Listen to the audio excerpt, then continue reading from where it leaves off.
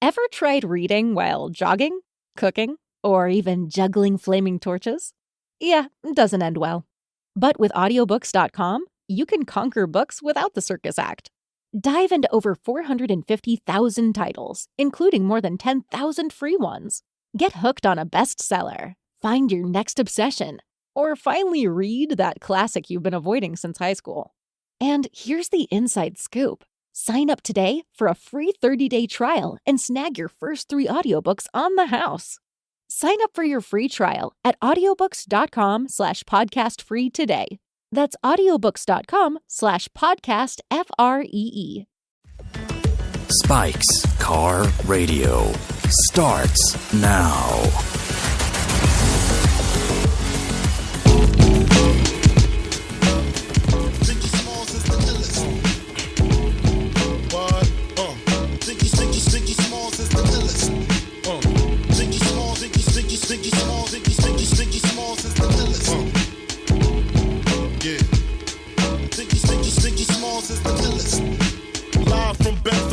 Son, the livest one, representing BK to the fullest. Gats, I pull it, bastards ducking when Big B bucking. Chicken heads be clucking in my back room fucking. It ain't nothing, they know Big B handling with the Notorious B.I.G. As we do our last show of the year here at Spike's Car Radio. Oh, this is so good. I wish you could hear this, Zuckerman. This is so good. Do it for me. It's called Unbelievable. It's an unbelievable cut. Welcome to Spike's Car Radio. Oh my gosh. This is our last show of the year. Exactly. Thank saying, God. Saying goodbye to 2023. In the can. In the can. And it's just me and Zuckerman, old school. Like old times. Johnny passed away last night in his sleep, as we expected. No, he's, where is he tonight? He's dead.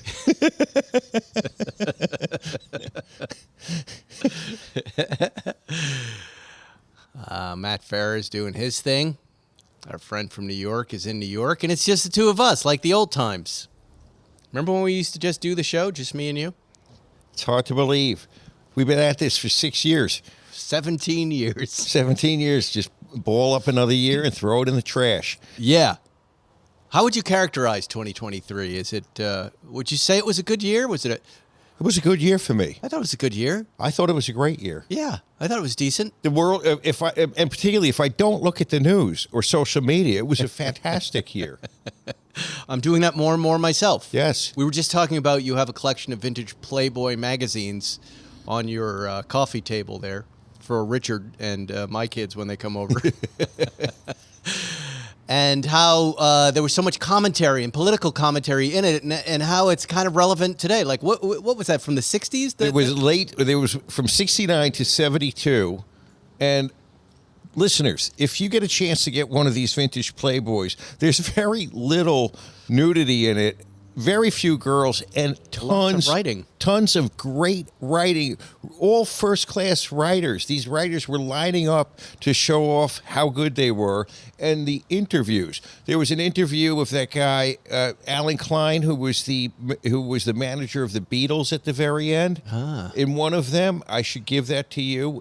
A fantastic guy. He revolutionized the money for artists. He was an artist representative, and he figured out how to get big money and big advances from the record company. Wow. And he also took a lot of that money for himself. He did. Oh, yeah. Illegally. Yeah, and so, well, it wasn't really illegal, but it was very questionable.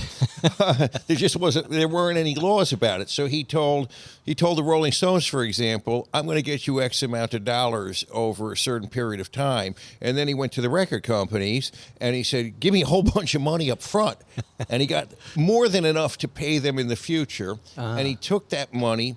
He didn't exactly hold it in trust. He made other investments with it and became fabulously wealthy, eventually alienating the Rolling Stones, the Beatles, all of these people. And it took a long time, but he went to jail for a little while, I think, by the 90s.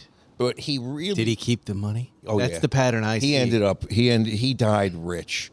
With white-collar criminals, I see a lot of, they keep the money. They get to keep the money. And there was another interview in another in another month of that of Playboy of Howard Cosell, and that was an incredible read. Right. Yeah, to his career, how he got into sportscast. You know how? But he was talking about sports and politics, right? Yes, yes, and it was very pertinent to the whole Colin Kaepernick thing 50 years later. Right. As much as we think things are so different and crazy right now, it seems like they've always been the same. That these are old arguments that we're still arguing about. You realize, you know how Howard Cosell got into sportscasting? No. He wrote an article. He wrote like Little League stuff. It was through. He went from Little League to Big League. No one was keeping Little League stats in New York. And that's fantastic. Yeah. That could be a whole thing. We should go back to Little League sportscasting. You should get That's the rights to his life story, how this irascible, horrible person becomes lawyer, a litigious guy, starts writing a column about Little League. Maybe. Or I could just read your old Playboy and call it a day. Well, you could do that, too. That seems like the easy thing to do. We also have some lovely ice cream from our friends at 1-900 Ice Cream in Pennsylvania. And why are we laughing about that? Well, I kept wondering about the phone number. Like, what? 1-900 Ice Cream. What is that? And then finally the fella texted me and he said, you know where we get our name? And I'm like, I don't, but it seems familiar. Why? He goes, that's the old porn phone number. Remember 1-900? And I remembered it instantly in New York, that they used to have these, 1-900 horrible things after that. Yeah, because none of the kids know what it is, but we all, the guys come in, they go, I know what your name is about, 1-900 Ice Cream. You'd call the quote-unquote sexy girl to talk dirty to you. It was really somebody's great-grandmother. That's right. But he sent us like 20 pints of ice cream, so thank you. Good. We're enjoying those this evening, all with lovely names. Said you don't even have to mention it, but we're mentioning it. It was very kind of you. Another Porsche guy with a business, which we love. We love Porsche guys with businesses. Self-made ice cream man. Self-made ice cream man. All right. Let's talk about this brand new BRZ. Wow. TS. Because this car was delivered, as you know. Actually, they emailed me. They said, hey, do you want to take this car? We have a 2024 BRZ TS, which is tuned by STI, their motorsports department. I said, yeah, but it's going to be pouring rain. I mean, it's really going to be a mess, a deluge, mud, leaves. They go, we don't care. They dropped that car in the middle of the mess, Zuckerman, and I immediately took it out into the world. And I think I was drifting 90% of the time on my errands. The light would change from red to green. I would go around the turns on Sunset. I'm getting out, letting the back end get out. This car has made the last 3 or 4 days of my life. And I drove it here tonight, and I let you drive it. And it's I drive cars here every time you don't take them out. You took this car out. I took this car out. And am I wrong about this? 10 out of 10 on the fun factor. 10, right. It's an angry little buzzing bee. You just want to drive the thing at the limit. You kind of want to be an asshole too. It has 525 miles on it. I love getting to the red line and it beeps to tell you to change gears. Yeah. Audible beep, which is good. I would get into it and just take the traction control right off and put it into track mode and just drive it like 100% like that. It is so much fun. What's the price point on that car? So it starts. I believe the last TS was limited. This one is not. It's now just one of the BRZs you can order. There's like a prestige package and then the TI package or TS package. It's $35,000. I think it starts 2.4 liter flat 4. 0 to 60 is, it's okay, but you don't care. It's a little under 6 seconds, but you don't think of it. What you do in this car weighs 2,800 pounds, right? Which is the same weight as a GT4 RS. Really? Yeah. Yes. Well, how interesting that I have that car in my garage, our car, and I'm driving the Subaru instead because of the manual gearbox. It's a very friendly package. And look at the price difference. I mean, $160,000 less, and you're having almost as much fun in that car. You could get 5. You're flying under the radar.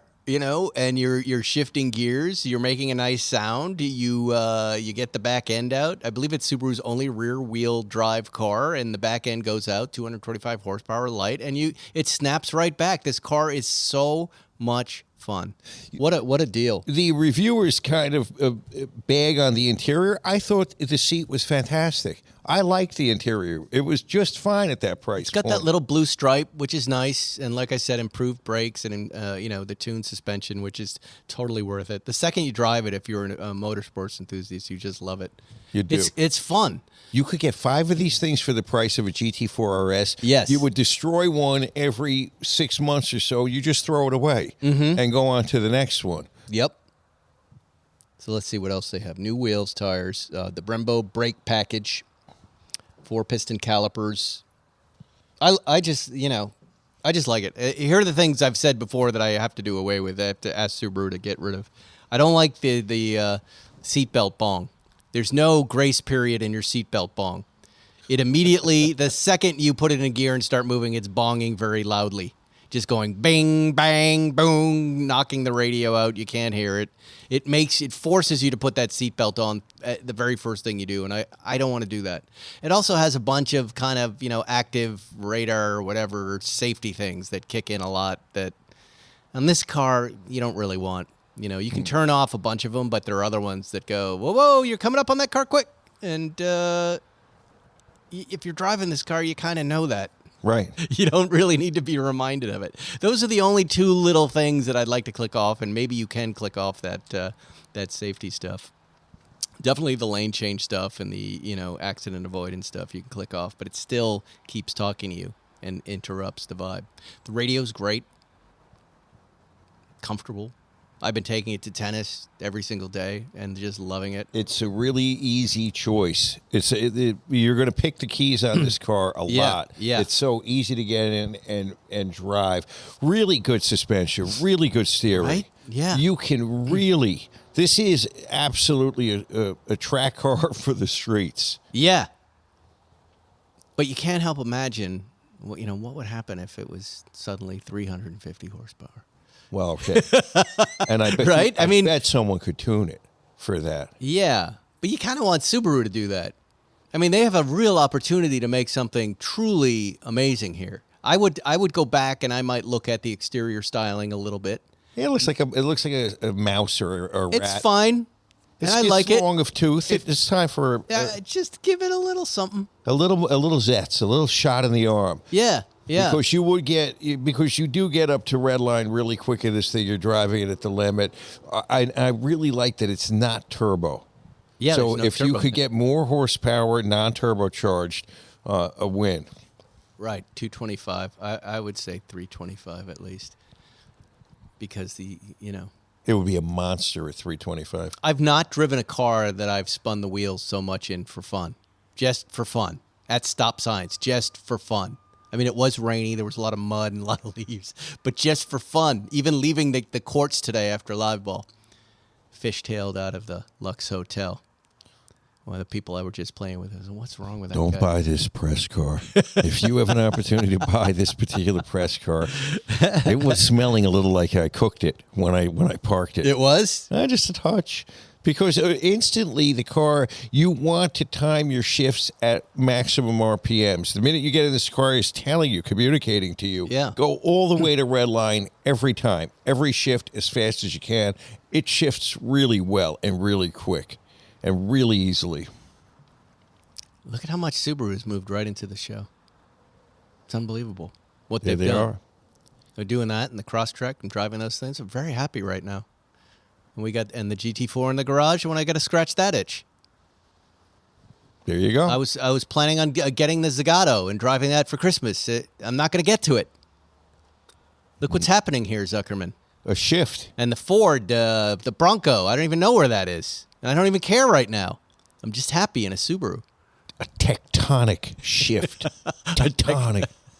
Like tectonic plate shifting. I had a great driving day. I've driven 3 cars today. Wow. Where? I drove the E9, the 3.0 CSI. Right. I drove that from here to the garage because I need my Mexico car. I'm driving down to Mexico in the morning, and so I got the E39 M5, the white one that you enjoyed driving recently. So I smashed that all the way back here, and then I drove the BRZ, and I might just to finish up the night take the little Volkswagen, the '66 Bug out, just for a little cruise around the neighborhood after the show. Oh, be careful.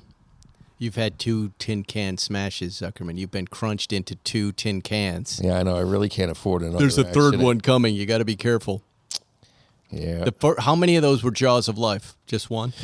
The first one was the worst. The one in 2012, I had that 64 356 Cabriolet. That was the one that got crunched outside a cafe. What was it called? Cafe Lux at 3rd and La Cienega. Oh, it was right there. Right there. And they had to pry you out with the Jaws of Life. They had to pry me out. Wow. The actually... So wait, so you get hit, right? Yeah. You're stunned. Yeah. And you're in a 356. Yeah. And what the first instant when things stop, what are you thinking? I was elated. I was elated because I saw this S-Class coming in the other... Wait, you were elated that you were alive? Yes, because I said, oh, my God.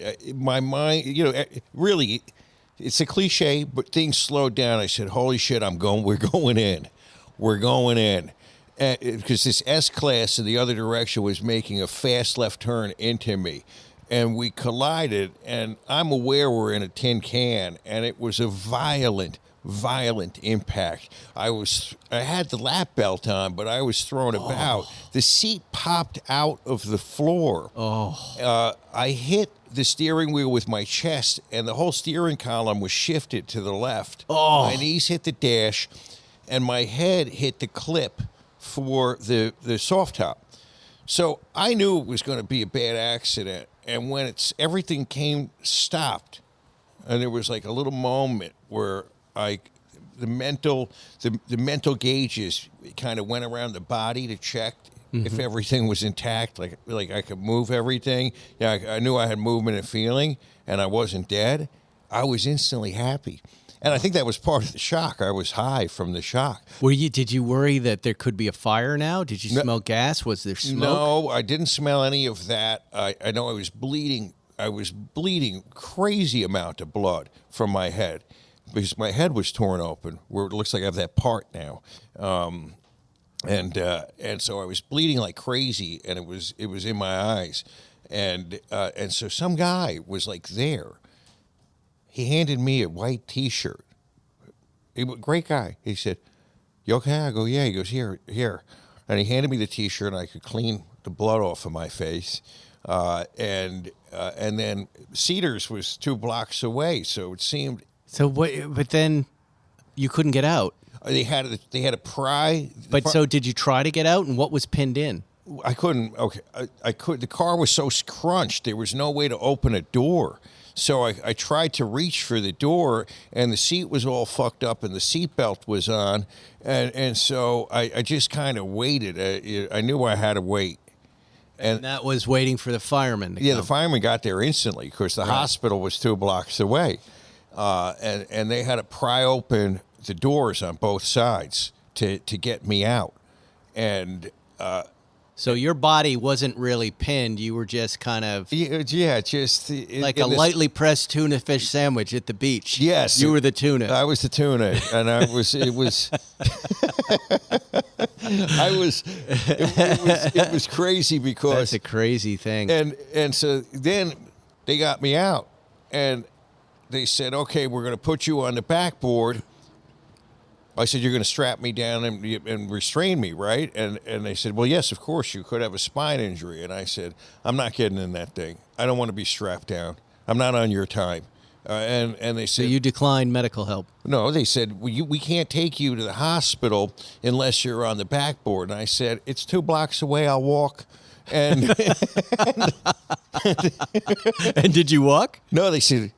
They knew I was serious. That I wasn't going to get strapped down. They said, "Would you get in the? If we put you in the wheelchair, we'll put you in the wheelchair in the back of the ambulance. Is that okay?" And I said, "That'll work." And I was just in a great mood the whole time because You survived. I was survived because I really thought I'd have a broken neck. Survivor's high. My partner came in to the emergency room, and my head really was split open, and I was covered in blood. I had on a blue suit and a white shirt that was just covered. Do you have pictures of this? Yeah, it was drenched in blood. And How have I not seen any pictures of I it? sent them to you. You did. don't remember. And No, I remember the scar picture. I have that. And so, and he walked in, Carpenter walks in, looks at me and starts crying. And I said, why are you crying? I'm the one with my head split open. And I'm happy. I'm just fine. And what did he say? Why is he crying? Because I looked so bad and I was covered in blood. Yeah. Yeah. That's a fantastic story for the holidays. Chances are, if you bought a consumer electronic product other than your smartphone, you've gone through today's traditional channels, Amazon or Best Buy. These platforms offer you a bundle of confusion when it comes to selection, price, and service. Obviously, the current buying experience isn't what it should be, and that's why our new friend Sonic Power was created. Started by consumer electronics experts, Sonic Power is what many have called the Trader Joe's of electronics. Makes me love them. Super high quality but affordable electronics for your house, car, and so much more. Curated electronic products that give you what you need at the price you deserve. Just in time for the holidays, just in time for the new year. An air fryer oven under $100 that has 5 cooking settings, including air fry, bake, toast, dehydrate, even a pizza setting, noise canceling earbuds under $50, a massage gun that Spike Ferriston has used post-tennis for $50 that fits in your pocket. I use it. I also have one of their Bluetooth speakers that I use now in my bedroom. I threw that stuff. I love Sonic Power because, I love Trader Joe's. I'm a huge fan of Trader Joe's. I'm desperate to get onto their podcast. I've made some inroads, but I have not gotten the ask yet. They have a podcast? Yes. What do they talk I'm about? not trying to get on Colbert. I'm not trying to get on Bill. I'm trying to get on the Trader Joe's podcast. I don't know. I want to go in and discuss what I love about Trader Joe's, the products. This is why I like Sonic Power. I like their stuff, too. Now I'm getting addicted to their stuff. Don't get me started. We love these guys. And finally, did we mention always free shipping? That's right, just like Amazon, but better since you have no subscription. Never pay for shipping. As if their products weren't affordable enough, we've got an incredible offer for you guys. Visit sonicpower.co. That's sonicpower, one word, .co, not com.co. Use the promo code SPIKE to save 20% off your entire order. That's sonicpower.co. Use code SPIKE to save 20% off your order, which is already cheap. Gifts for everybody, gifts for yourself if you like electronics like me. Got me right out of Best Buy. That's where I used to do all my stuff. Now I'm Sonic Power. Is there still a Best Buy? There is. There's one in West LA. But they're right, it's confusing, and then you never know what the hell you're getting. These guys have vetted all their products. It's all there. They go right to the guys who are making them, and it's fantastic. We talked about the Subaru. There's lots of wonderful stories, Zuckerman. I wanted to bring this up with you because Johnny's not here. Let me see if I can find it. We're going to talk about him? No, he just would have screwed it up. And, leave me alone. If I want to be mean to Johnny, I'm going to be mean to Johnny. He knows I love him. But it's fun. It's part of our fun. Boardroom. Do you ever follow Boardroom on Instagram? No. Had their top 10 gangster films of all time. Oh, really? Yeah. What is Boardroom? And I wanted to see if you and I could distill it down to the top 3. Okay. Boardroom is, let me see what they call themselves. Media news company, sports business, entertainment. Created by Rich Kleinman. And they do lists. They show, goofy tech, showbiz stuff, and cars sometimes. All right, here are the 10. All right, you ready? Okay. Ready. Here we go. I want to see if you get down to the same 3 that I got down to. Okay. All right. Godfather, Part 2, Goodfellas, Carlito's Way, American Gangster, Donnie Brasco, Casino, The Godfather, Part 1, Scarface, The Departed, The Untouchables. Here's the list again. The Untouchables, The Departed, Scarface, The Godfather, Parts 1 and 2, Casino, Goodfellas, Carlito's Way, American Gangster, Donnie Brasco. Who can we eliminate right off the top of that? Donnie Brasco. Definitely. I would also eliminate American Gangster. Oh yeah, Right? Good movie, but not top. Are you with me eliminating Carlito's Way? That's a tough one. That's it. Really? Yeah. Okay. Okay. It doesn't. There's real problems in that movie, particularly John Leguizamo's Coke face. But I do have a soft spot. I really enjoyed seeing that movie in the movie theaters. But I'm the top three gangster films of all time. Yes, you have to eliminate Carlito's Way in favor of the top three. The Untouchables is a movie that I absolutely love but with it's Kevin not top Costner, three. but It's not a gangster movie, really. it is. I mean, It's I Al like Capone. Al Capone and the baseball bat. But I would also, I mean, is it in L.A. Confidential is one of my favorite movies of all time. that's not on. Is that on there? It's not on there. It's not on there. It should be on the top 10 list. And it should be, and you could include even French Connection. That's not on there either. Okay, let's But here's the top three. I'll give it to you. Wait, hold on. No, we're not. We got to eliminate from the bottom first. Scarface, we have to eliminate. It's a great movie, but it is not one of the top. It's a campy gangster movie, but it is not. It doesn't make top three. It makes Okay. top five probably. Here's top 5 in my opinion. No, if we eliminate it, it's not in the top 5. We're down to the top 5. You ready? And this is a good list. The Godfather, Both of them. Part 1 and 2, Goodfellas, The Departed, and Casino. All right. Now it gets tough. No, it doesn't. Who do we eliminate from the 5? Go ahead. The Departed. That's hard. The Departed is a great movie. But is it? It's a great movie. It's top 5. It's top 5. But if you have to compare Casino and Goodfellas, if you take those 3 movies, all Scorsese, right? You've got Casino, Goodfellas, and The Departed. And if you have to pick one of those, movies out of the 3, it's Goodfellas. Is the number one. I might go this way. I might say The Godfather, Goodfellas, and Casino.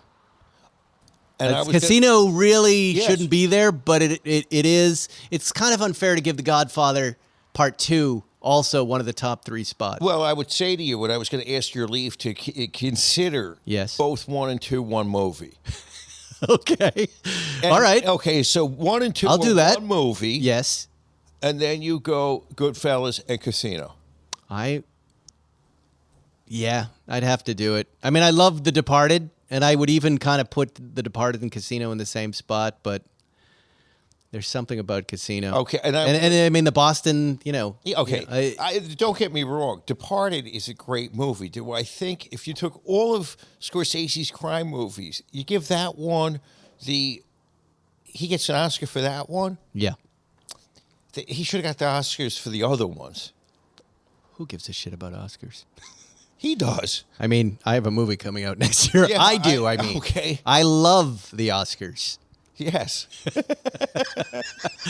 I forgot. Whoops. We'll cut that. When was the last time a comedy won an Oscar? Did a comedy ever win an Oscar? Yeah. I don't know. Billy Wilder, I think. Our movie's coming out in May, by the way. May 3rd.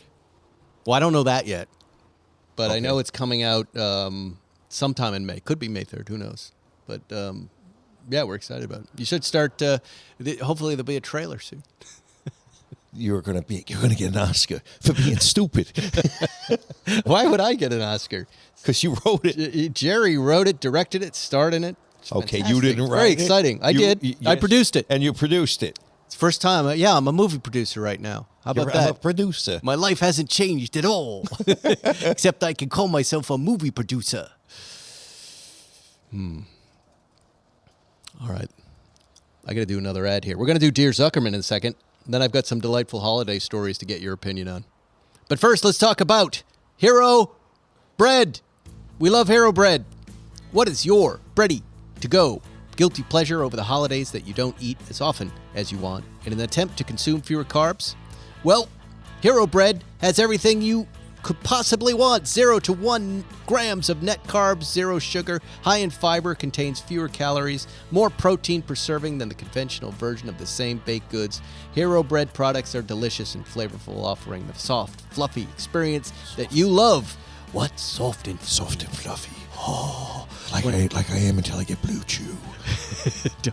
Don't conflate the advertisers. When enjoying a refreshing BLT or savory breakfast Soft burrito, and fluffy. they sent me dinner rolls, Zuckerman. Were they soft and fluffy? They were. I only eat Hero bread now, because normally I'm not eating bread because I'm trying to stay in shape. But now I don't worry about it. I throw some eggs on those tortillas, and it's fantastic. You guys got to try them. These guys have solved the I can't eat bread while I'm trying to save fit problem. Comes in a nice big box every month to your door. You open it up. It's all fresh and soft and fluffy. Unlike a lot of the stuff I tend to buy, there's not mold on it like 3 days later. Leave it out on the counter. We love it. We're big fans. Hero Bread is offering you 10% off your first order. And that's just for Spike's Car Radio listeners. Go to hero.co and use code SPIKE911 at checkout. That's SPIKE 911 at HERO.co. Hero Bread. Like eating air. All the carbs are air. Yes. We used to, when my wife would get, and the kids were really young, they couldn't eat certain cereals, everything that had to be organic. And I created a fake cereal called Aereos. And I just took a cereal box and I put the cover Aereos. I go, no gluten, no fat, no anything. And you open it up, there was nothing in it. I go, here's the most healthy thing that the kids could eat, Aereos. She must have liked that. She didn't until the kids pretended to eat Aereos. Empty bowls with no milk poured into the bowl. Then we all had a good laugh over the Aereos, the ultimate healthy breakfast cereal for kids. And then it's funny. It's like at a certain point they turn into teenagers and the mom just gives up. And the dad. The kid doesn't even listen to you. They'll eat whatever they want. Start smoking cigarettes like we did? No, they don't. I think this is where you have to model the good behavior. These kids are trapped, though. I mean, between Eric and I, we work out a lot, so I think they'll, I don't know, maybe they'll pick that up. Is there any booze in the house? Yeah, there's a little bar, but it's never open. We're not a big drinking family, like the old days, like the Massachusetts Ferristons were back in the day. The weekend booze parties and the cookouts at Uncle Bill and Aunt Fran's house. They were real fun, by the way. I was at my friend Bruce's house back in the day. It was getting close to Christmas. His parents weren't around as usual, and they had a bottle of that French, like anisette liqueur. Yeah, stuff tastes like a little minty, right? Yeah, yeah. And so we drank like half of the bottle, and we're kind of ill from all of the sweetness of it, but we were nicely drunk, and then we realized that the bottle was noticeably depleted. So we didn't know, but we added water, and that made it turn milky white from clear. Wow. And then that was a real problem, which required pouring it all out and just putting pure water in it. Yeah, I don't know. It doesn't seem like kids these days. Maybe it's just our kids. They don't seem interested in any of that stuff. They like video games. They like to play sports, and they like their social media app messaging to each other. That's about it. Poor kids. They'll never know what it's like going 7 towns over to get your first Playboy at the 7-Eleven. Buying 17 other items. So yeah, where would they ever find that? Right there on the phone. Yeah, no, they're well aware of that, I think. Well, I got to give props to Florida. As you know, I'm not a fan of Florida's politics in any way. But I am a huge fan of Florida and would probably like to retire there someday. What, to become another iguana killer? Everything about the Florida lifestyle, right down to the dirty T-shirts with the holes in them and the cigarettes, appeals to me. Boats, hurricanes, all of it. Walking on the freeway? Yeah, all of it. Eating. Defecating on possums, all the crime that goes on down there. Porsche Clearwater, those guys. Every time I'm there, I kind of feel like I'm home, and my wife's family's from there, and who the hell knows? But look, now I'm inching even closer because under a new proposed bill, Florida drivers could be fined for driving in the left lane under 65 miles an hour. Okay. Big score. Big Right? score. DeSantis, who... Did he do this? Well, if he signs it into law, he did it. If he does, there's one little thing you can say. of all the horrible stuff that he does, this is the one great thing. But, did make the trains run on time. He did lock up those slow left-hand lane drivers. he did impress the gay and lesbian community, and he did cheat, and he did he did lie about COVID deaths, and he is a fascist, but... And he even picked a fight with Disneyland. picked a fight with Disney and lost, which was really dumb.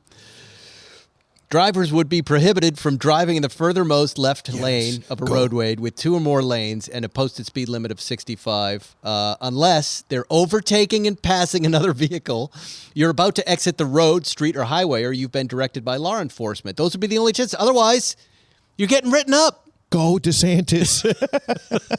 You've got my vote. Do you see how popular the ideas that I have that I was telling you?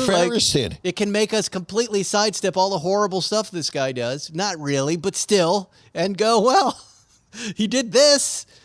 And you don't pay any state income tax. This is a huge. We're going there.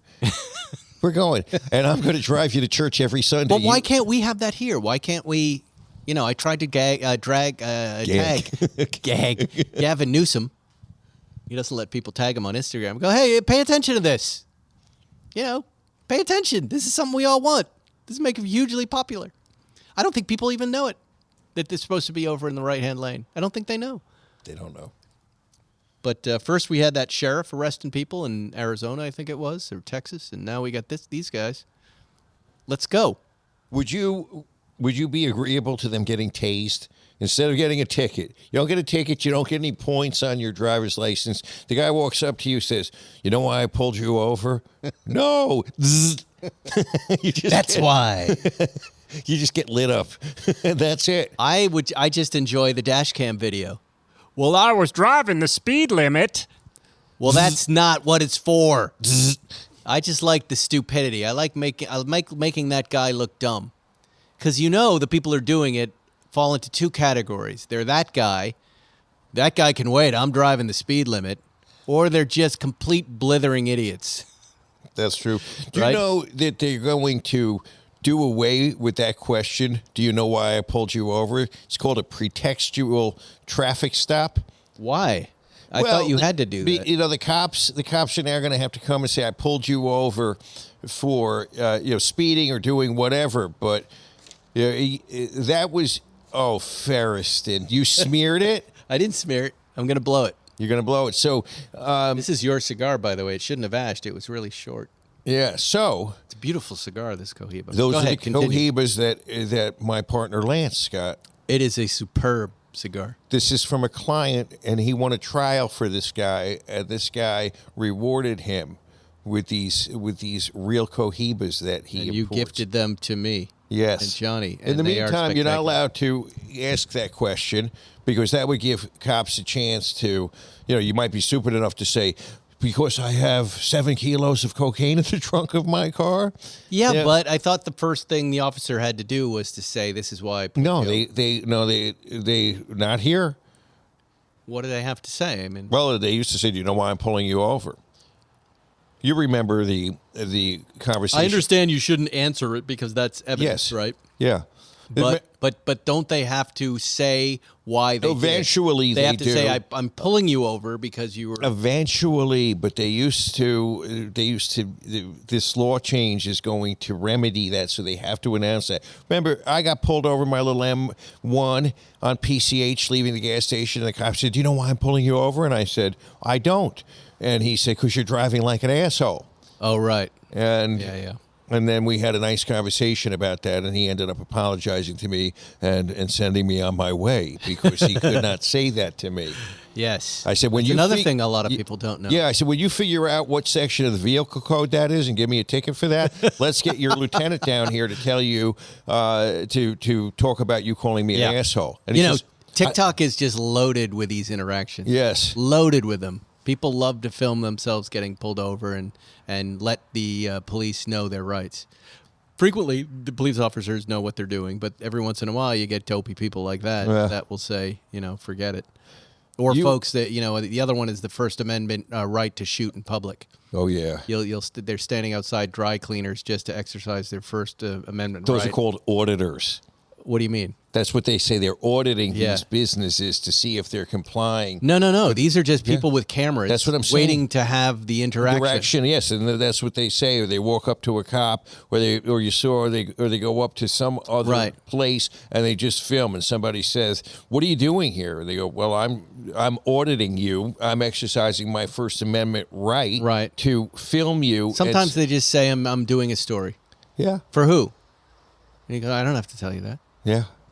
Well, what's your name? What's your name?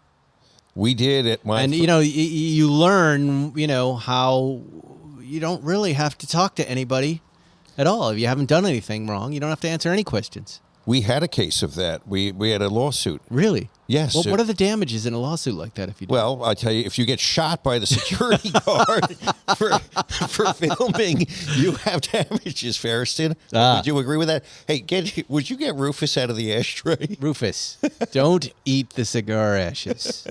Yet. Yes. Boy, Rufus looks a lot like a bug. She certainly does. All right, like a bug I have too. some other cases that I wanted to get your opinion on that were holiday cases. Children watching horror as Russian Santa falls to his death in monstrous stunt. Who's liable in this one? The tragedy was described as a completely unpredictable incident by the residential management company that staged the event. A man dressed as a Santa Claus, or the Russian Santa, Grandfather Frost, was the victim of a monstrous misfortune as he plunged to his death during a stunt for the children. An experienced industrial climber had intended to stun the children gathered around Christmas by climbing down the residential high-rise, but instead fell to his death. Well, he got to where he was going just a little quicker. From the 24th floor. Oh, well. Who's liable in that one? Well, sir, I would say... Is there a suit there? If this was the United States of America, if this was California, and somebody's... throw you off, and somebody's apartment building said, "Come on, everybody, and see this great stunt," you could probably sue them for negligent infliction of emotional distress. It's a really bad idea. But the guy's an experienced climber. Oh, yes, I'm an experienced industrial climber. And we all know that these experienced industrial climbers have like a 1 in 5 chance of dying. Yes. It's like roofers. Yeah, roofers or the squirrel suit guys. They're eventually falling. Squirrel suits. And probably if you're dressed as Santa, you can't grip the building all that well. That's a wonderful story. I guarantee you one thing, Ferriston. No one's ever going to forget that Christmas. No. Anybody who watched that, they will. Yeah, that's the Christmas Santa died. Fell to his death. Yep. Why was he... Santa was climbing on the outside of a building. It's not even a good premise. It's not Mission Impossible. It's supposed to go up the chimney, not down the side of a building like a common thief. And meanwhile, Barstool Sports was taking bets on whether he'd croak or not, right? They were? No, I'm kidding you. How would they know? We're so full of gambling these days. Oh, it's everything is being bet on. It's awful. And here was the other one in Belgium. 65-foot Christmas tree falls on crowded city square and kills woman. The incident happened during a storm that brought heavy rain and strong winds. The 65-foot tree collapsed onto 3 people at a busy Christmas market in Oudenaarde, western Belgium, late Thursday. Security cam footage, and I watched it, showed the brightly lit tree leaning over, then collapsing. Well, she'll never complain again. Send to her complaining. A very empathetic statement, Zuckerman. Are they in trouble for that? It's a windstorm. It's a Christmas tree. It's just a Christmas... It's not an act of God. You can't sue for acts of God. You can't. No, but this is clearly negligence. However, they put this tree up and decided to keep it up during a storm. Really stupid. Somebody didn't anchor the thing right. Somebody didn't think right. Yes. It's just stupidity. Okay. Somebody died at the hands of idiots. That's about my conclusion on that one. And this one really shocked me. because it. Well, I'll just read the headline. Soup Nazi.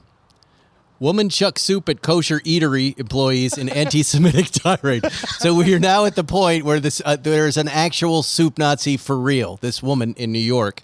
An angry young woman attempted to tear down the Israel-U.S. flag at an Upper East Side kosher restaurant before hurtling soup at an employee, flipping them off and disappearing into the night.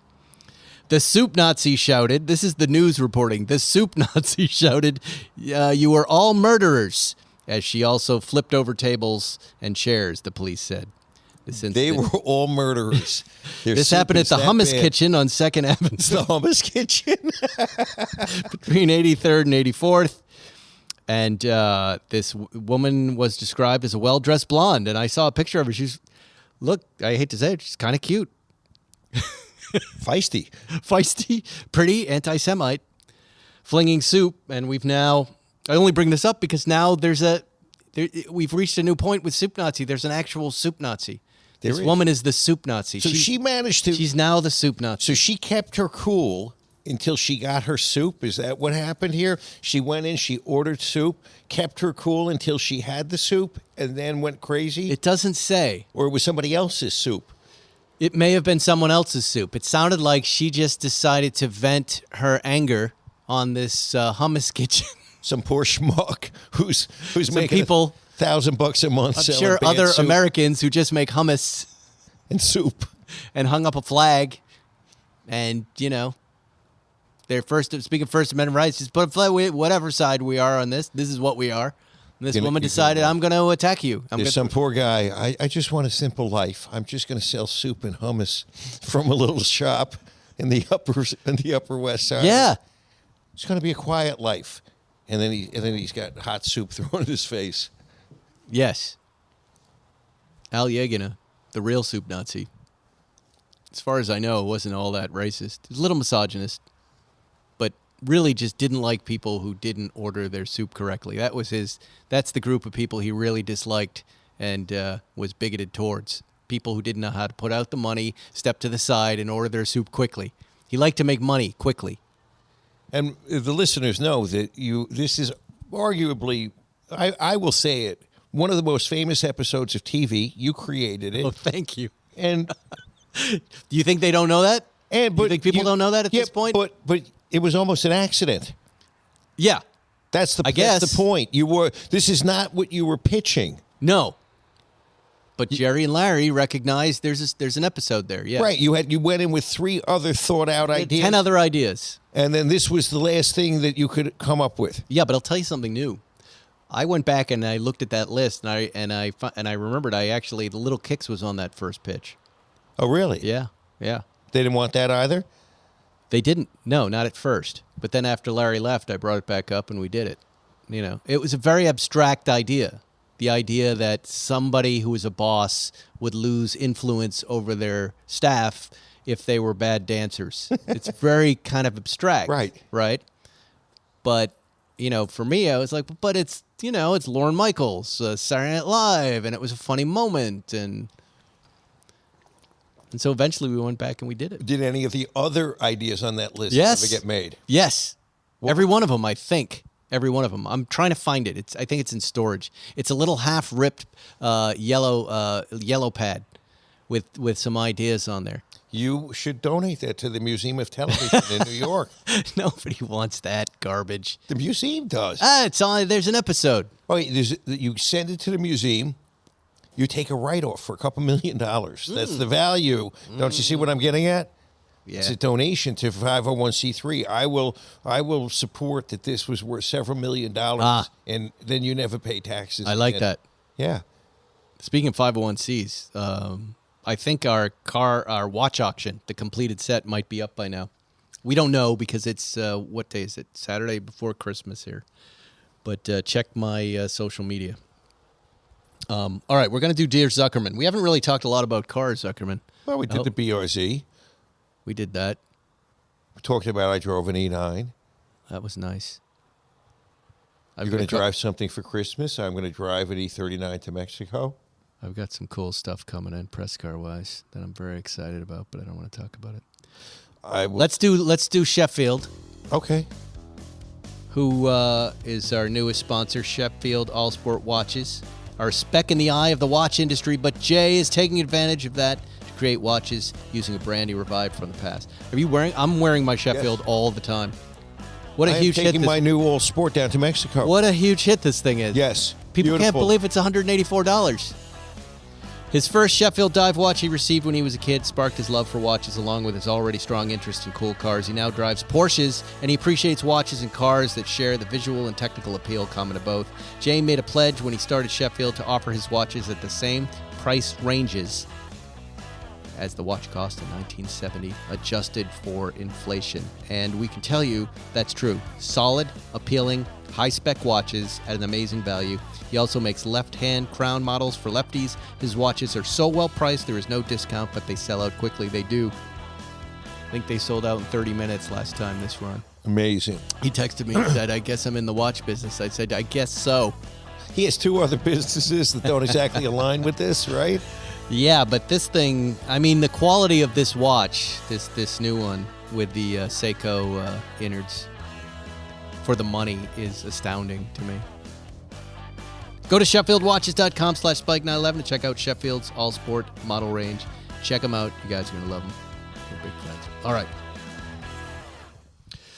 If you have any car talk, now's the time before I go into a Dear Zuckerman. No. You got nothing. I got nothing.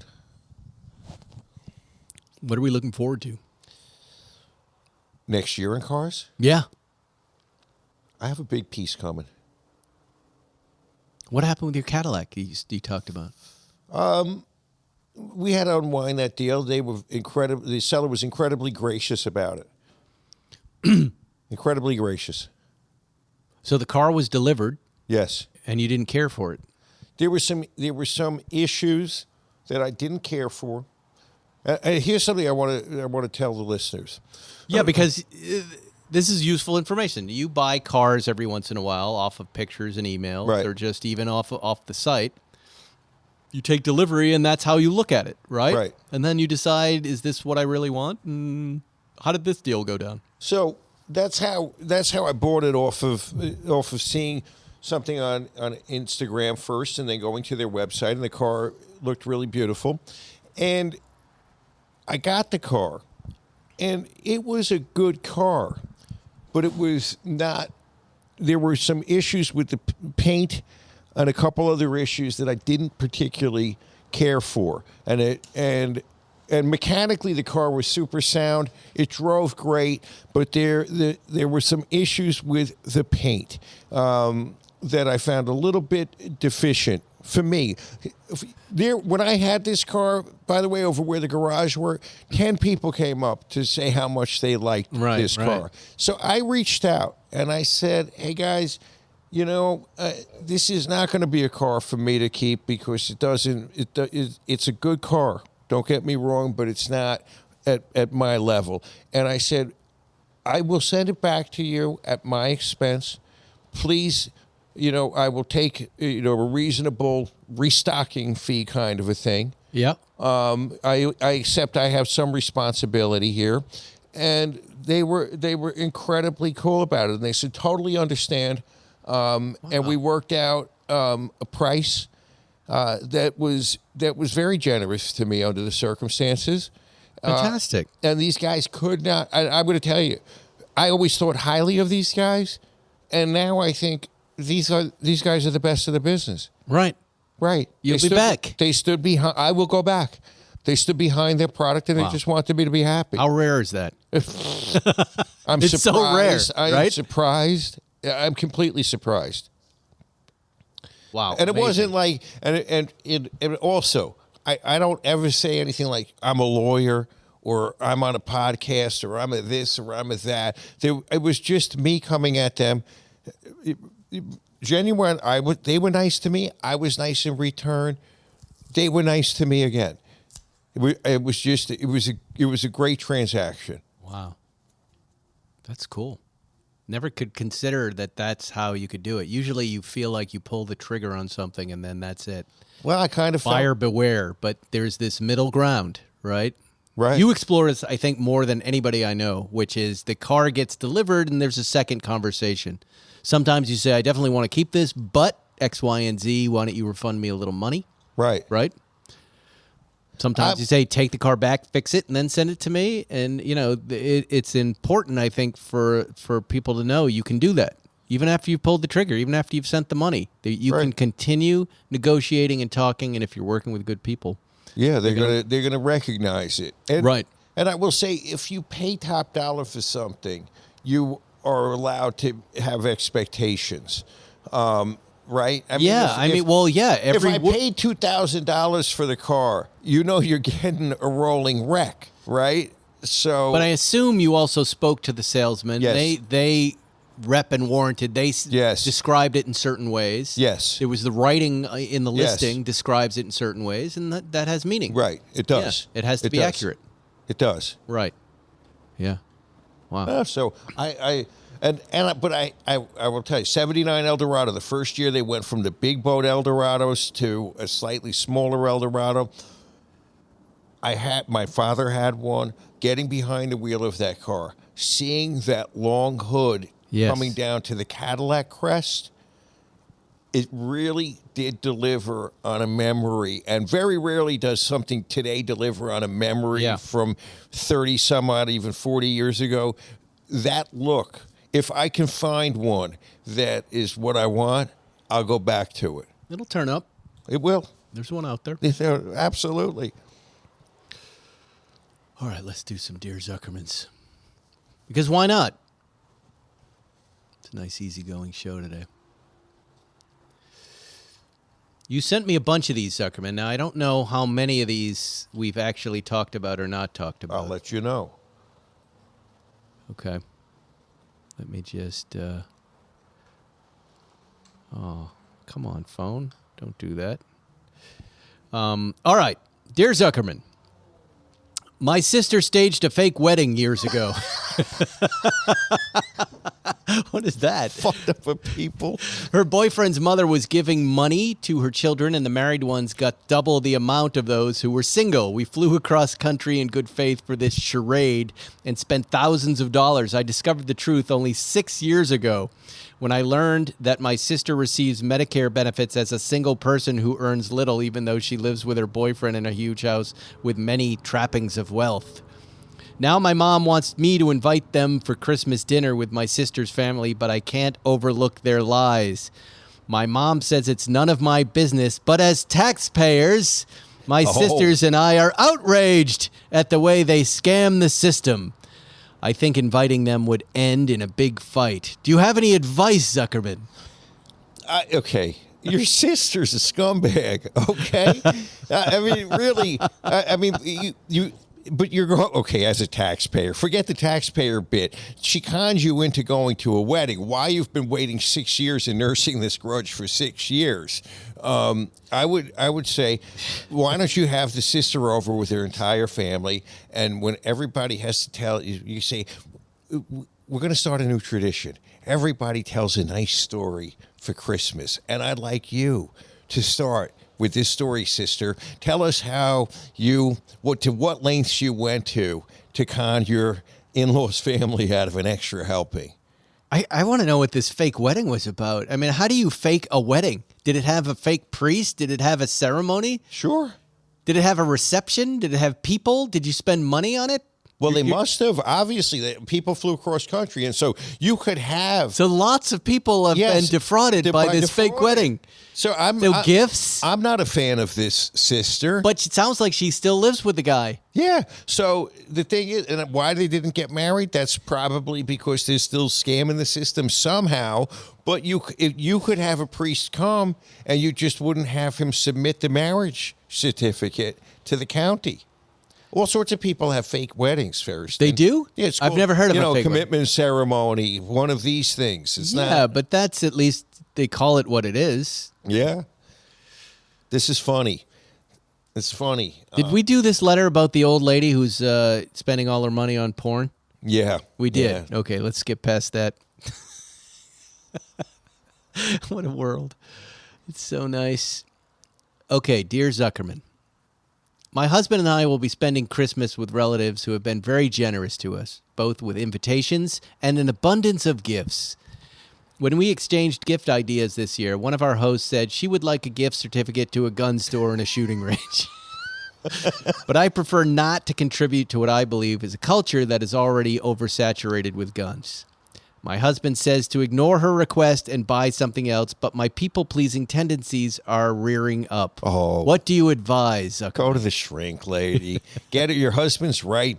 Get her something else. You don't have to buy her a gun. And I can't believe you're so torn up about wanting to satisfy her wishes and your moral objections. I mean, this is a kind of a dumb. She really lays out. But she wants it. Just get it for her. Yeah, sounds like she already has guns. Who cares?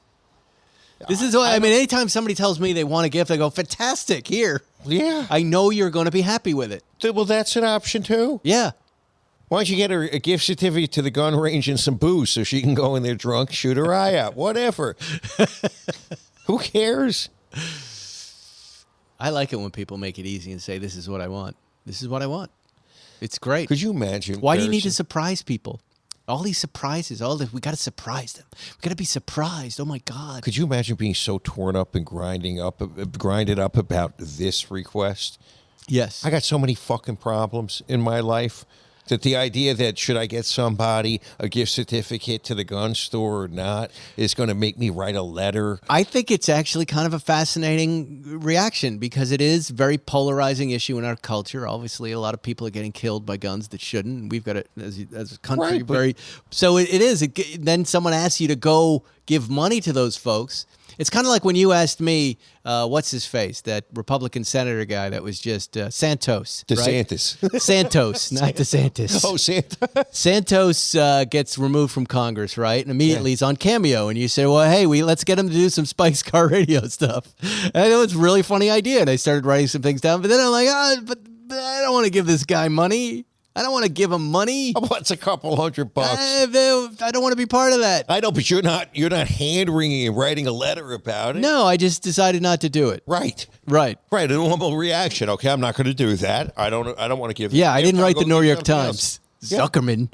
What do I do? What do I do? Zuckerman wants. I'm a people pleaser. I want to please Zuckerman, and I want to give Zuckerman what he wants. I want to make Zuckerman happy.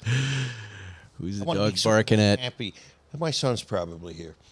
Oh, good. Yes. He's coming over for a little holiday cheer. Well, we're gonna drive tomorrow. So Who drives? You or him? either one of us. Well, who's gonna? I'll probably start off because it'll be the morning, and as a young man, he'd probably want to still sleep in the car. Right, right. I'll have him tend the dog, but at some point we'll switch. He drives just fine.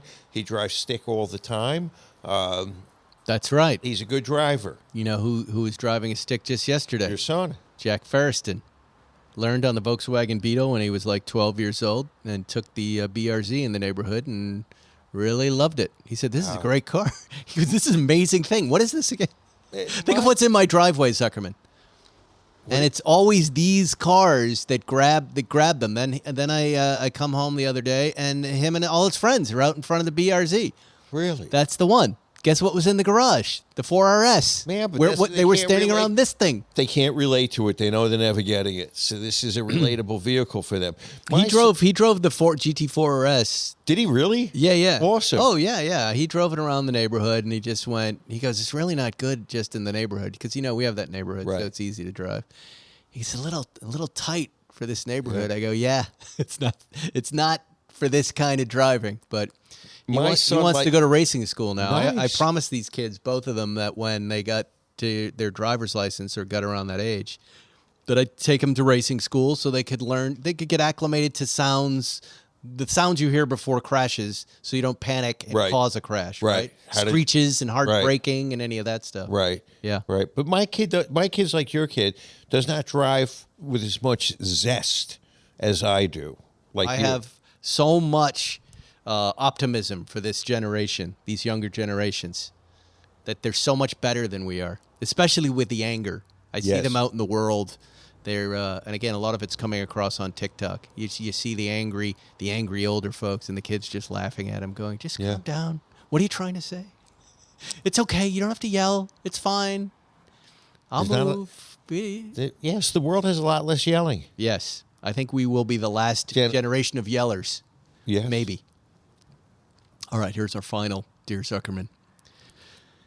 This isn't really a good one. Well, maybe it is. Dear Zuckerman, my husband and I disagree on party footwear.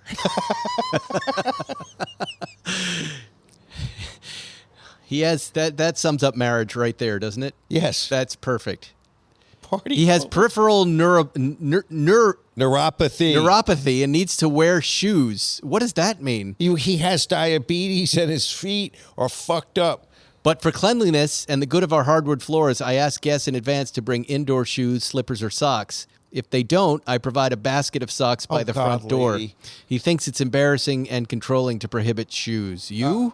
I agree with your husband. You're gross. You're weird. Here, have these socks. Here, I would just say, you know what? I think I'm just going to leave. I don't want to. I don't want to put your socks on. It's really, your husband. A few times this has happened, right? If you think about what people are doing before they come over to your house, what are they doing? They're showering. They're getting their hair done. They're putting on clothes. Many of them have anxiety. They want to feel comfortable, and they want to get in this outfit to feel better. And they walk into your house. And you say, put these dumb socks on.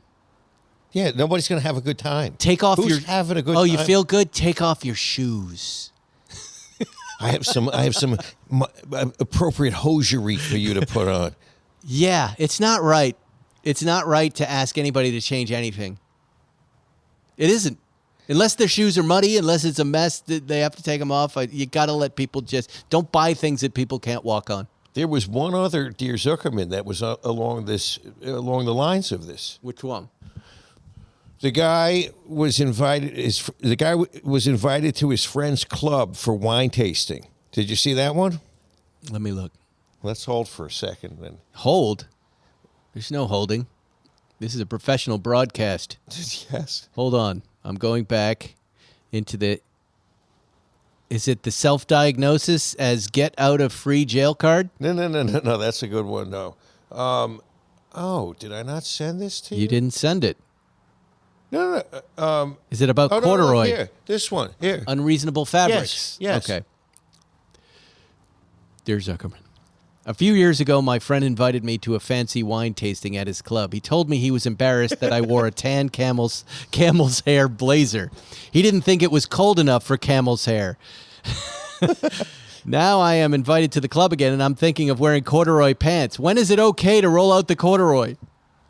What I like about this guy, if you invited me to something, yes. I'm thinking about what I'm going to wear that day. I'm not thinking well in advance, okay, I'm going to wear some corduroy pants, but your friend sounds like a dick, okay?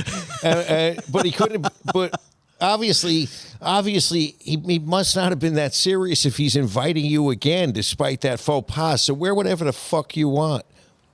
It's not cold enough. Why did you wear that camel's hair blazer? It's not cold enough, Zuckerman. You're embarrassing me, Swiggins.